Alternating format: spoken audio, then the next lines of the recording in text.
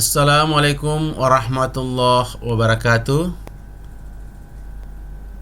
Salam sejahtera untuk semua mahasiswa peserta mata kuliah Al-Islam dan Kemuhammadiyaan 3 Sekolah Tinggi Ilmu Pendidikan dan Keguruan Muhammadiyah Manokwari. Semoga saat ini semua dalam keadaan sehat dan terus bisa mengikuti seluruh rangkaian perkuliahan.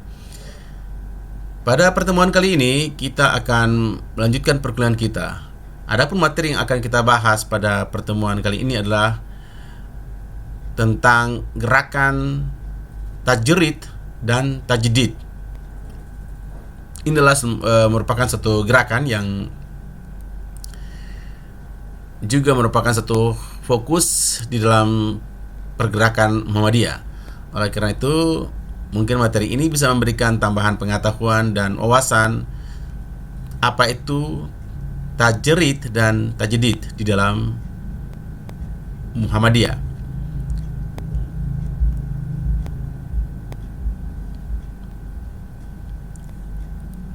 Seperti halnya pada saat ini pernah kalian mendengar bahwa tim atau badan dari Muhammadiyah melakukan penetapan tentang satu Syawal atau satu Ramadan. Nah, ini tidak terlepas dari visi dan misi Muhammadiyah untuk bisa membantu pemerintah dan juga masyarakat menetapkan berbagai macam hal hukum atau waktu yang berhubungan erat dengan penyelenggaraan ibadah-ibadah tertentu di dalam Persyarikatan Muhammadiyah. Apa itu pengertian dari tajrid dan tajdid? Istilah tajrid berasal dari bahasa Arab, berarti pengosongan atau pengungsian atau pengupasan, pelepasan atau pengambil alihan. Sedangkan tajrid dalam bahasa Indonesia berarti pemurnian, yang dimaksud adalah pemurnian hal-hal yang bersifat khusus ya dalam hal ibadah. Nah, dalam hal ibadah kita tajrid hanya mengikuti Nabi besar Muhammad SAW, sehingga tentunya dalam pelaksanaan ibadah tidak ada perubahan. Artinya bahwa pelaksanaan sholat untuk umat Islam sejak pertama kali diajarkan oleh Nabi besar Muhammad SAW sampai dengan saat ini tidak ada perubahan, baik dalam gerakannya, ya, syarat-syaratnya, rukun-rukunnya tidak ada perubahan. Sedangkan dalam muamalah, ya, itu dilakukan tajdid, yakni melakukan modernisasi dan pembaharuan. Seperti hal yang tadi saya katakan, untuk menetapkan satu Syawal, menetapkan satu Ramadan, maka ada tim dalam Muhammadiyah untuk melakukannya. Jadi kita lakukan tajdid dengan menggunakan berbagai macam perhitungan modern, komputerisasi, dengan menggunakan berbagai macam alat bantu untuk melihat posisi daripada bulan, sehingga secara tepat jauh-jauh hari dapat dihitung atau ditentukan kapan tanggal 1 Ramadan atau 1 Syawal. Istilah tajdid berasal dari bahasa Arab, yaitu juga dari bahasa Arab juga, yaitu yang artinya jadadah, yang berarti memperbaharui atau menjadikannya baru. Nah, kata ini pula bentukan dari kata jadah, ya, kata jadah yajidu, jiddan, jiddatan, yang artinya sesuatu yang ternama, yang besar, ya, nasib baik dan baru. Bisa juga berarti membangkitkan, menjadikan atau mengembalikan, ya, rekondisi, ya, mungkin istilah kerennya, menjadi kembali muda, tangkas dan kuat. Dapat pula berarti memperbaharui atau memperpanjang izin atau dispensasi atau kontrak. Nah, Dalam Kamus Bahasa Indonesia, tajdid berarti pembaruan atau modernisasi atau restorasi, pencerahan dan pembaruan. Orang yang melakukan pembaruan disebut dengan mujaddid. Tajdid dalam makna pencerahan mencakup penjelasan ulang dalam bentuk kemasan yang lebih baik dan sesuai menyangkut ajaran-ajaran yang pernah diungkapkan oleh para pendahulu. Adapun tajdid, arti pembaruan adalah mempersembahkan sesuatu yang benar-benar baru yang belum pernah diungkapkan oleh siapapun sebelumnya.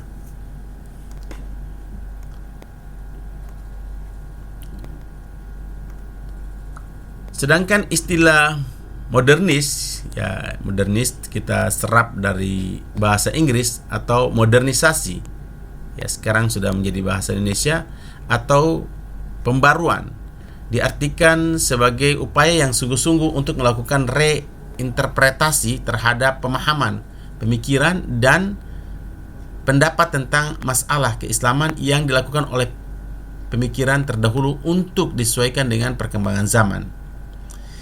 Yang diperbaharui adalah hasil pemikiran atau pendapat dan bukan memperbaharui atau mengubah apa yang terdapat dalam Al-Quran maupun dalam Al-Hadis. Artinya bahwa sebagai contoh, dalam Al-Quran ada sebuah surat yang namanya At-Tariq. Nah, At-Tariq selama ini diterjemahkan adalah bintang yang terang.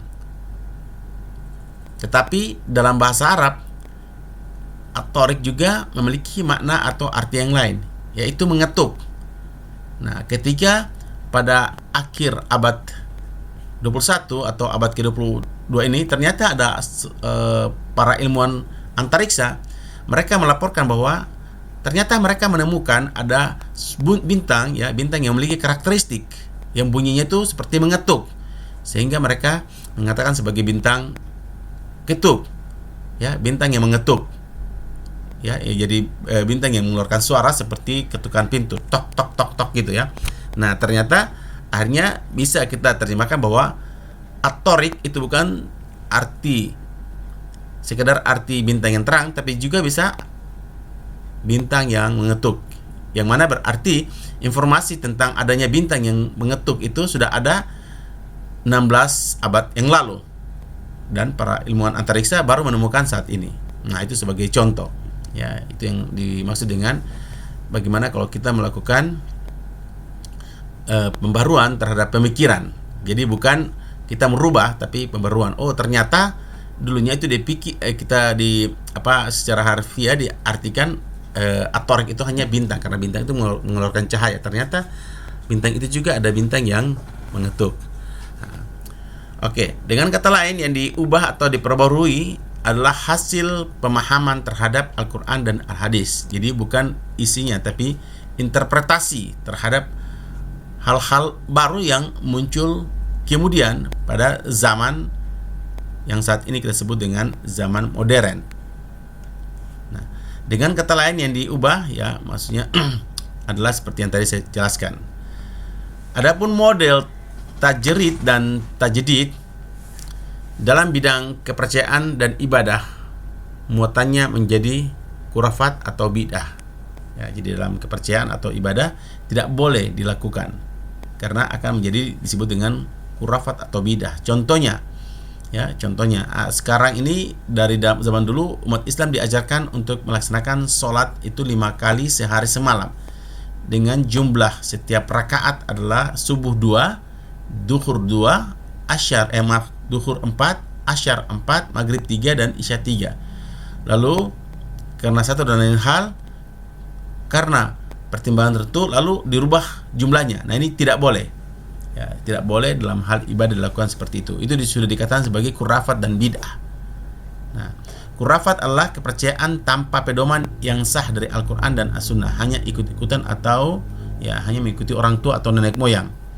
Ya, contohnya kalau nenek moyang atau orang tua kita melakukan satu aktivitas ibadah yang tidak ada tuntunannya di dalam Islam, misalnya ditunjukkan oleh Nabi Muhammad, maka ini sudah kita masukkan ke dalam kategori khurafat atau bid'ah. Oleh karena itu, hal tersebut harus diluruskan. Ya, harus diluruskan. Sebagai contoh, misalnya dalam umat Islam itu ada satu budaya, ya, budaya membaca Barzanji.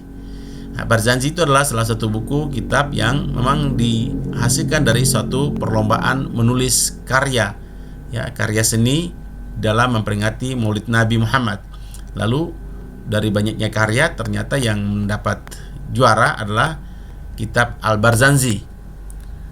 Nah, lalu kitab Al-Barzanji ini dijadikan sebagai suatu ibadah, misalnya diharuskan untuk membaca setiap saat. Nah, ini adalah masuk dalam bid'ah atau khurafat. Tapi kalau digunakan sebagai tradisi untuk memperkaya, karena itu adalah kitab seni yang di dalamnya juga banyak mengandung puji-pujian dan juga sejarah serta ayat-ayat Al-Quran yang dibacakan dengan lantunan yang indah dalam hal tertentu sebagai budaya, maka ini tidak ada masalah.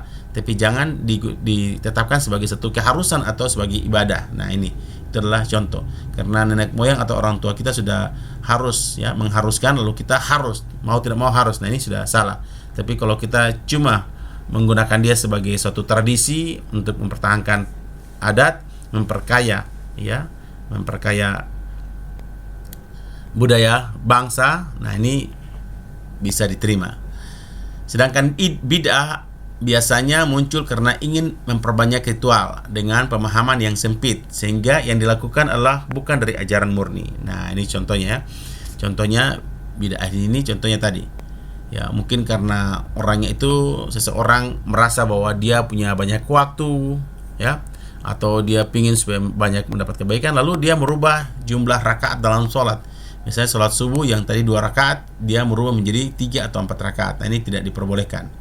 Nah, jadi harus dipahami seperti itu. Yang B, masyarakat umumnya menggunakan upacara selamatan dan berbagai peristiwa seperti kelahiran, khitan, perkawinan, kematian, pindah rumah, panen, ganti, dan lain sebagainya. Nah, ini biasanya dilakukan salah satu tradisi yang seolah-olah itu diwajibkan. Nah, ini yang salah. Tapi kalau tradisi itu hanya sekedar, ya, hanya sekedar sebagai tradisi, ya, tradisi, dan harus bukan atapasan atau bukan keharusan. Nah, ini tidak menjadi masalah, tapi harus kita tahu secara tepat bahwa itu adalah tradisi. Ya, seperti tadi saya contohkan itu. Kalau khitanan, biasanya kalau dalam umat Islam mereka membaca tadi kitab Barzanji. Nah, ini tradisi. Ya, tradisi. Artinya kalaupun tidak ada, itu tidak ada masalah. Nah, seperti itu. Yang C, bentuk khurafat lain yang biasanya dilakukan adalah penghormatan kuburan orang-orang suci. Nah, ini dalam Islam dilarang. Ya, penghormatan yang berlebih-lebihan. Apalagi sambil meminta doa, restu, ya, jimat atau raja, benda-benda pusaka dianggap mempunyai kekuatan gaib yang mampu melindungi. Nah, ini dalam Islam sudah dikatakan sebagai bid'ah. Nah, sedangkan yang berikutnya, realitas sosio-agama yang dipraktikkan masyarakat inilah yang mendorong Ahmad Dahlan dan Muhammadiyahnya melakukan pemurnian melalui organisasi Muhammadiyah. Oleh karena itu, gerakan tajrid dan tajdid ini bertujuannya untuk memurnikan, ya, setidak-tidaknya memberikan pengertian kepada masyarakat bahwa mana hal-hal yang merupakan tradisi, mana hal-hal yang wajib, mana hal-hal yang sunnah, ya. Ingat, kalau tradisi, selama tradisi itu tidak bertentangan dengan Al-Quran dan As-Sunnah, maka itu bisa diterima. Tapi kalau sudah bertentangan, ini harus dihindari. Berikutnya, Muhammadiyah adalah gerakan pemurnian yang menginginkan pembersihan Islam dari unsur-unsur sinkritis, ya, jadi unsur-unsur yang tidak diajarkan atau dicontohkan oleh Nabi besar Muhammad SAW, baik dalam Al-Quran maupun dalam As-Sunnah. Berikutnya, model-model tajdid dalam Muhammadiyah. Ya. Di dalam Muhammadiyah, yang pertama adalah tajdid Muhammadiyah konkret dan produktif, yaitu melalui amal usaha yang didirikan hasilnya adalah konkret, dapat dirasakan dan dimanfaatkan oleh umat Islam, bangsa Indonesia dan umat manusia di seluruh dunia. Ya, ini contohnya ya. Jadi tajdid Muhammadiyah yang konkret produktif melalui aum atau amal usaha seperti membangun rumah sakit, membangun sekolah, membangun badan-badan ekonomi umat yang sesuai dengan syariah. Berikutnya, tajdid Muhammadiyah bersifat terbuka. Dari keterbukaan tersebut mampu mengantisipasi perubahan dan kemajuan di sekitar kita. Artinya bahwa kalau Muhammadiyah membangun sekolah, maka sekolah itu terbuka untuk semua, ya, tidak memandang agama, suku, bangsa. Ya, rumah sakit atau klinik dapat dimasuki atau dimanfaatkan oleh siapa saja, siapapun dia. Ya. Apabila dia membutuhkan jasa rumah sakit, pelayanan klinik dari Muhammadiyah, maka Muhammadiyah harus memberikan pelayanan yang sama kepada semua orang, tidak memandang suku, bangsa, agama. Demikian juga dengan sekolah, ya. Kampusnya boleh dimasuki atau dimanfaatkan oleh siapa saja, seperti kita punya Stikip. Nah, ini bukan hanya untuk anggota Muhammadiyah, bukan saja untuk umat Islam, tapi siapa saja saudara-saudara yang mau memanfaatkan untuk belajar, maka mereka akan diberikan sesuai dengan hak mereka. Ya. Ketika mereka sudah memenuhi kewajiban mereka, maka Muhammadiyah harus memberikan hak-hak mereka. Ya, kalau sudah membayar SP, maka mereka mendapat hak mendapat kuliah, ya, mendapat nilai sampai dengan selesai, bisa mendapat ijazah atau sertifikat. Nah, demikian juga dengan lembaga ekonomi dan usaha atau jasa lainnya, maka yang menjadi nasabah, partner, dan konsumennya pun bisa siapa saja yang membutuhkannya. Ya, tidak memandang bulu, besar, kecil, tua, muda, suku, bangsa, agama, semuanya boleh memanfaatkan, ya, memanfaatkan badan-badan usaha. Bila itu dirasa memberikan manfaat atau bisa memberikan manfaat kepada seorang, itu diperbolehkan.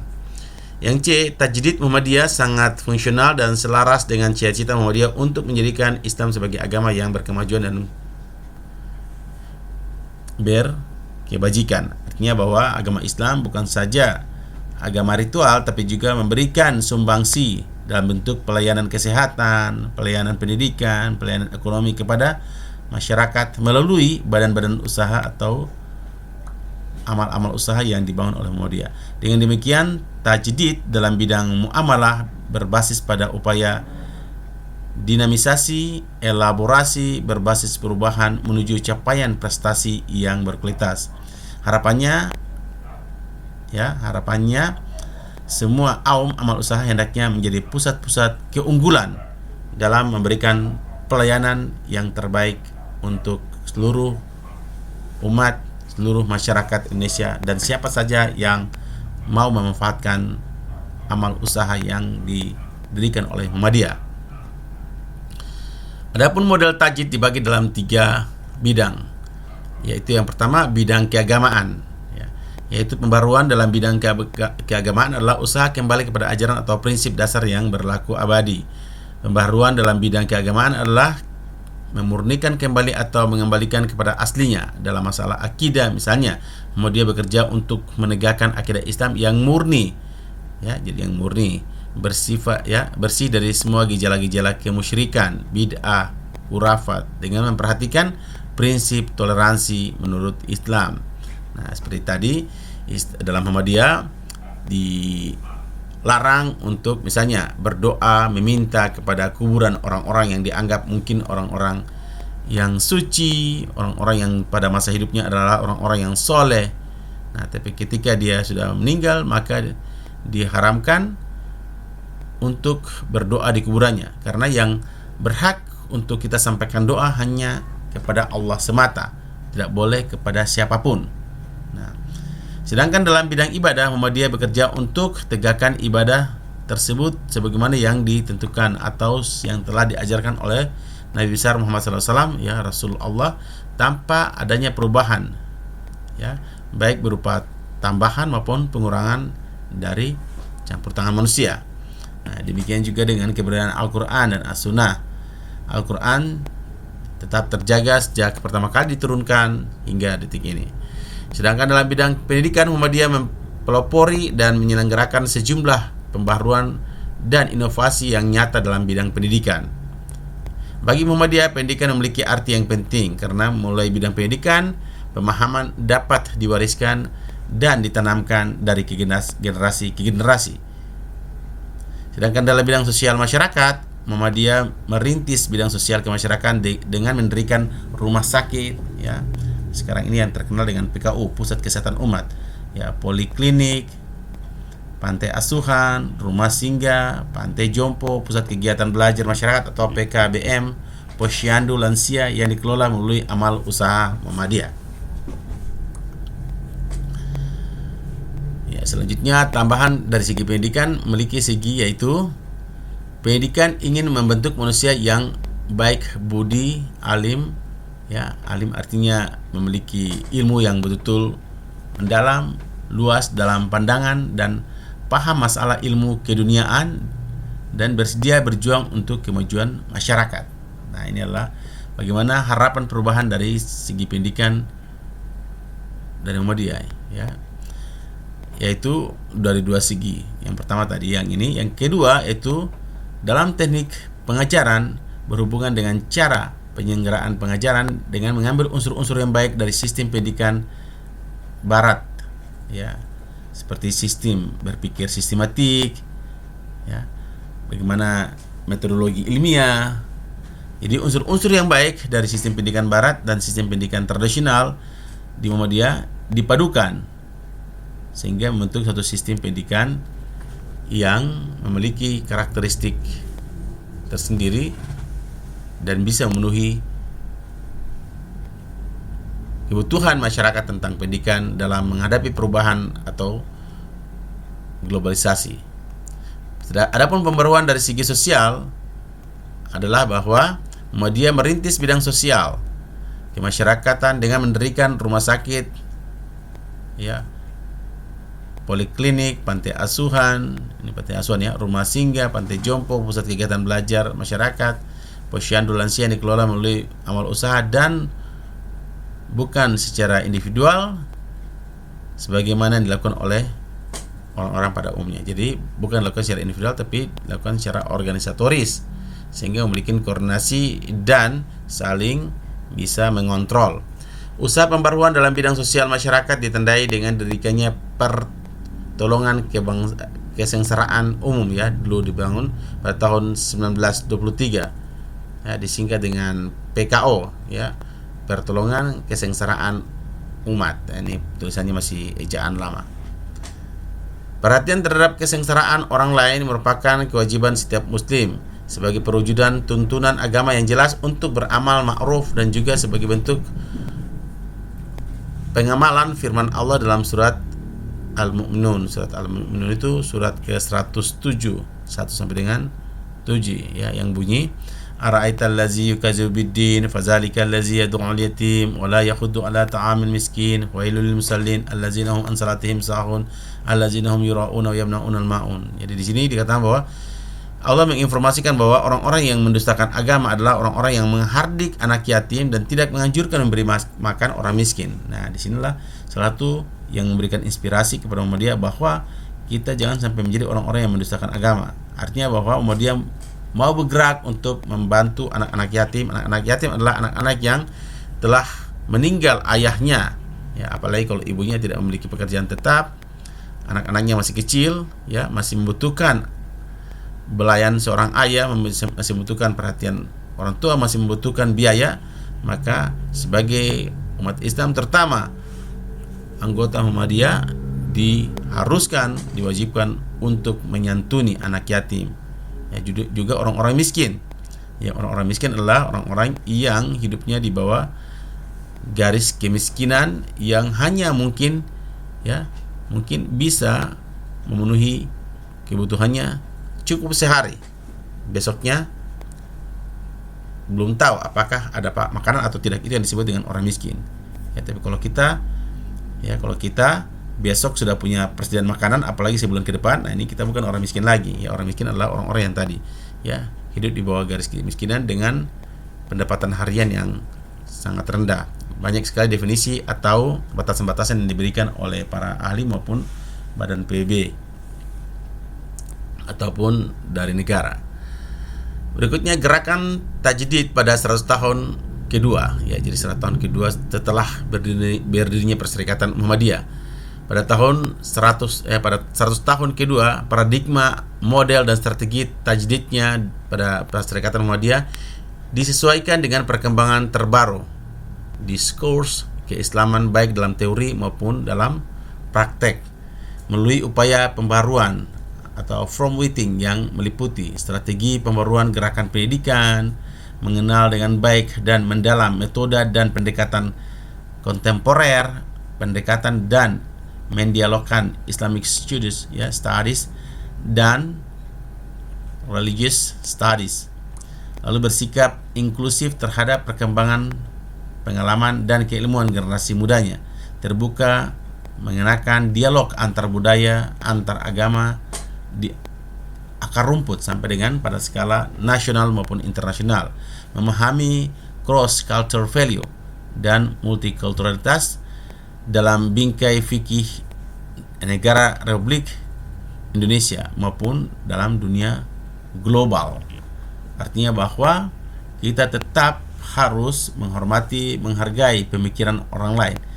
Ya, jadi jangan kita memaksakan pemikiran kita. Kalau memang itu benar, kita hanya berkewajiban untuk bisa memberikan contoh atau tauladan tanpa memaksakan atau merasa yang paling benar. Oleh karena itu, setiap kader Muhammadiyah diharuskan bisa tetap meletakkan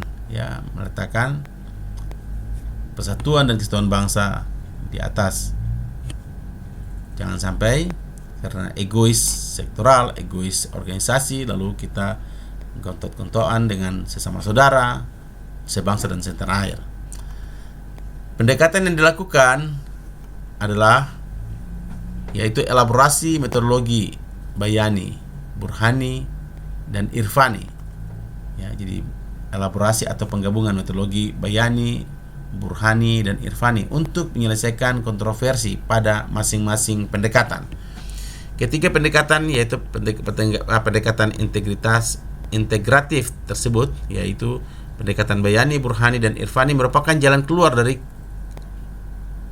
kebuntuan atau ekstremitas yang selama ini menjadi bagian yang dianggap krusial dalam dunia pendidikan Muhammadiyah, antara garis ekstrem kelompok radikal tekstual versus radikal kontekstual atau kategori lain yang jenis yang saling berlawanan secara diametral.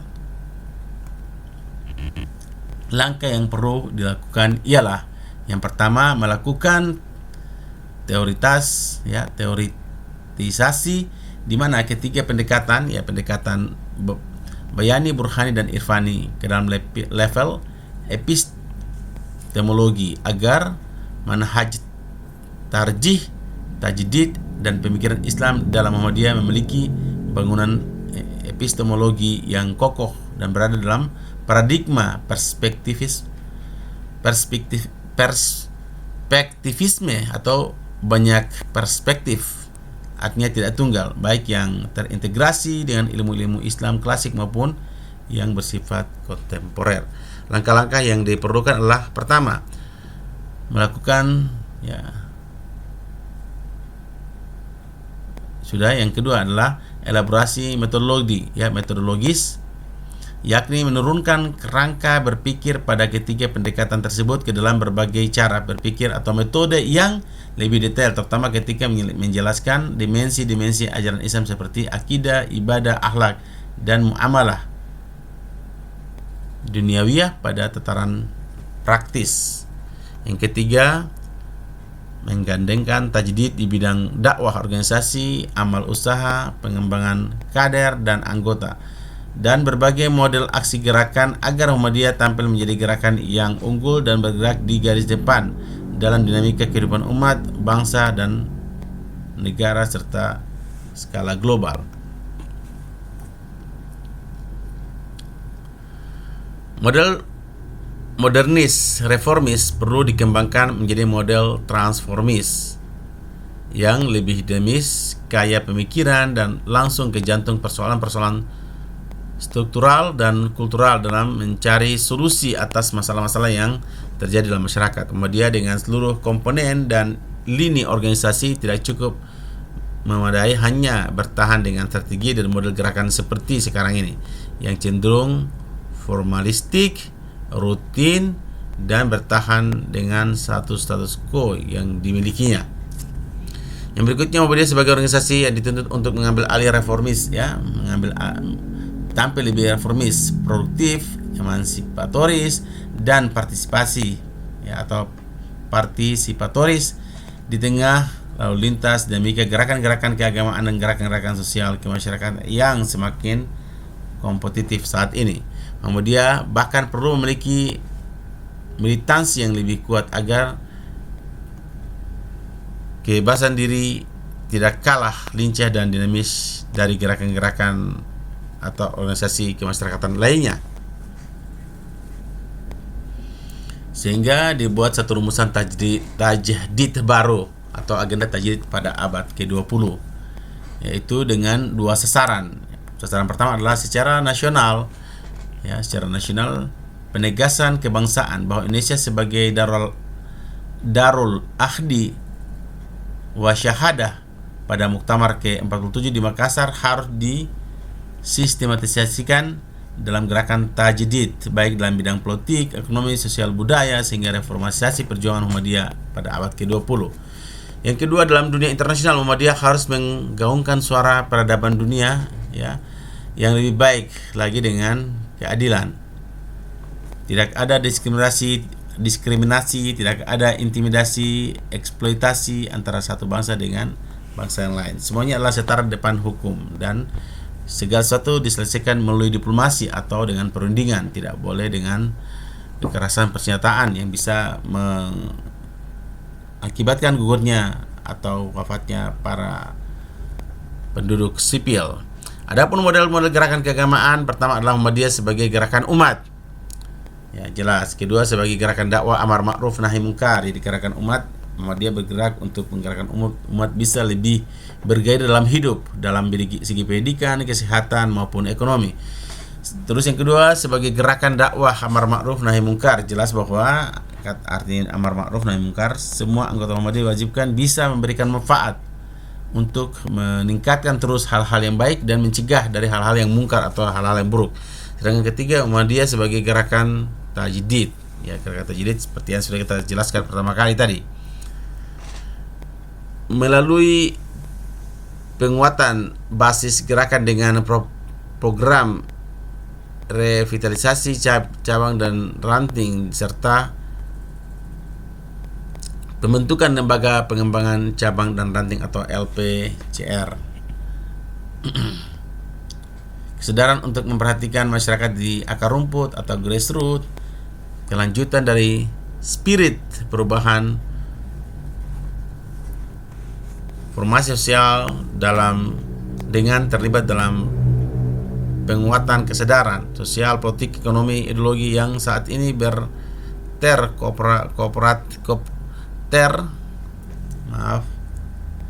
kooptasi oleh kecenderungannya kapitalisasi, birokrasi, politisasi yang berlangsung secara masif pasca Orde Baru. Pada tingkat keluarga, rumusan pembinaan jamaah keluarga sakinah dan kuryah thayyibah untuk memperkuat basis gerakan, yaitu dengan gerakan jamaah dan dakwah atau GDJD dengan esensi penguatan kesadaran jamaah dan kepedulian terhadap lingkungan sosial. Langkah penguatan jamaah dengan melakukan pemberdayaan melalui penguatan instansi cabang dan ranting diharapkan memberi kontribusi bagi penguatan koherensi sosialisasi antar warga di tengah meluasnya Islam. Langkah-langkah menggiatkan cabang dan ranting. Kemudian melalui gerakan jamaah dan dakwah jamaah antara lain itu melakukan asesmen awal mengenai kehidupan keagamaan di desa, di kampung, atau komunitas-komunitas lain yang bersifat rutin maupun bersifat eksidensial. Memantapkan konsep dakwah jamaah yang akan dipergunakan agar sesuai dengan kondisi sosial, ekonomi, dan budaya masyarakat. Melakukan sosialisasi dan pelatihan bagi para fasilitator yang akan melakukan pergerakan cabang dan ranting, melakukan pendampingan dakwah jamaah. Yang berikutnya, menetapkan organisasi gerakan di sekitar di akar rumput, melalui dengan pemimpin ranting sebagai ujung tombak gerakan dakwah. Ikut mengintegrasikan langkah-langkah di atas dilakukan dengan adanya keterlibatan semua amal usaha Muhammadiyah. Pelibatan lembaga amal itu dipercepat proses pengembangan cabang ranting sesuai sebagai sentral untuk mengembangkan Muhammadiyah sebagai organisasi yang bercorak community based. Muhammadiyah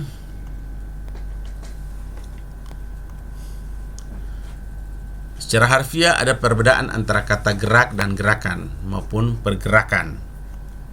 Kalau kita lihat satu-satu secara harfiah perbedaan antara kata gerak, gerakan maupun pergerakan. Gerak adalah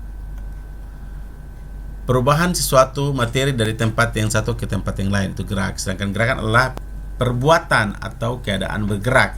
Sedangkan pergerakan adalah usaha atau kegiatan. Pergerakan identik dengan kegiatan dalam rumah ibadah. Dengan demikian, kata gerakan atau pergerakan mengandung arti unsur dan esensi yang dinamakan tidak statis, sehingga Muhammadiyah merupakan suatu organisasi pergerakan. Adalah dengan mencetak umat terbaik atau umat yang unggul sebagaimana pokok pikiran ke-6 anggaran dasar Muhammadiyah. Disebutkan bahwa organisasi adalah satu-satunya alat atau cara perjuangan dengan sebaik-baiknya. Dengan ciri-cirinya adalah, yang pertama, Muhammadiyah adalah subjek atau pemimpin dalam masyarakat. Semuanya adalah objek atau yang dipimpinnya. Lincah, dinamis, maju, progresif, selalu dinamakan dengan atau selalu di muka dengan dan militan. Lalu bersifat revolusioner, mempunyai pemimpin yang kuat, cakap, tegas, dan berwibawa. Mempunyai organisasi yang susunannya lengkap dan selalu tepat atau up to date, serta selalu tetap menjaga kesatuan dan persatuan di atas kepentingan pribadi. Itu saja mungkin pembahasan kita tentang materi pada hari ini. Bila ada hal yang ingin didiskusikan, silakan didiskusikan melalui via WA group atau di Japri. Terima kasih atas perhatiannya. Sampai jumpa pada pertemuan yang berikutnya. Semoga semuanya tetap semangat, sehat, dan terus belajar tanpa henti. Selamat berpisah.